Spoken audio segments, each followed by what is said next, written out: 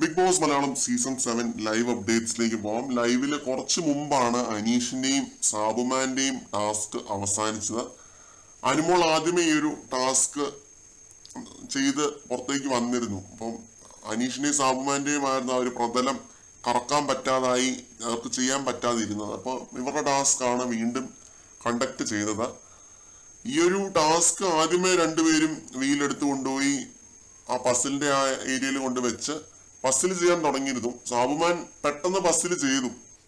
അനീഷ് നല്ല സമയമെടുത്താണ് പസിൽ ചെയ്തത്. നല്ല സമയമെടുത്ത് തന്നെയാണ് അനീഷ് പസിൽ ചെയ്തത്. എനിക്കൊന്ന് അനുമോൾ എടുത്ത് അത്രയും സമയം എടുത്തു എന്ന് തോന്നുന്നു. അതിനേക്കാൾ ഇച്ചിരി കൂടി സമയം എടുത്തു എന്ന് തോന്നുന്നു. പക്ഷെ അനീഷിന്റെ കറക്റ്റ് ആണെന്ന് എനിക്ക് ഉറപ്പുണ്ട്.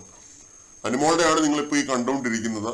അവിടെ ഇവിടെ ഇച്ചിരി ജോയിൻ ചെയ്തതിലൊക്കെ ഇച്ചിരി പ്രശ്നങ്ങൾ കാണാം. അനീഷിന്റെ പക്കയാണ് അത്. കറക്റ്റായിട്ടാണ് അത് ജോയിൻ ചെയ്തിരിക്കുന്നത്. എല്ലാം ഫിനാലെ ആണെങ്കിലും എല്ലാം കറക്റ്റായിട്ടാണ് അനീഷിനെ ചെയ്തിരിക്കുന്നത് എന്നുള്ള കാര്യം ഉറപ്പിക്കാനായിട്ട് പറ്റും.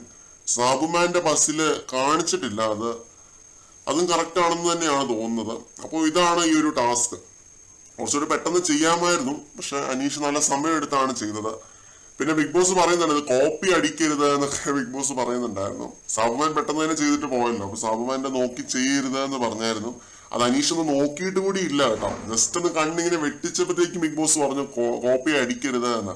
അത് കോപ്പി അടിക്കരുത് എന്നൊന്നും ബിഗ് ബോസ് അങ്ങനെ അതിനു മുമ്പ് പറയുന്നത് നമ്മൾ കേട്ടിട്ടില്ല. അനീഷിന്റെ അടുത്ത് ആയതുകൊണ്ടാണോ ബിഗ് ബോസ് ഇങ്ങനെ കോപ്പി അടിക്കരുത് എന്നൊക്കെ പറയുന്നത്? നോക്കി ചെയ്യരുത് എന്നൊക്കെ വേണമെങ്കിലും പറയാം. അപ്പോൾ ഇതായിരുന്നു സംഭവം. കൂടുതൽ ലൈവ് അപ്ഡേറ്റ്സുമായിട്ട് വീണ്ടും കാണാം.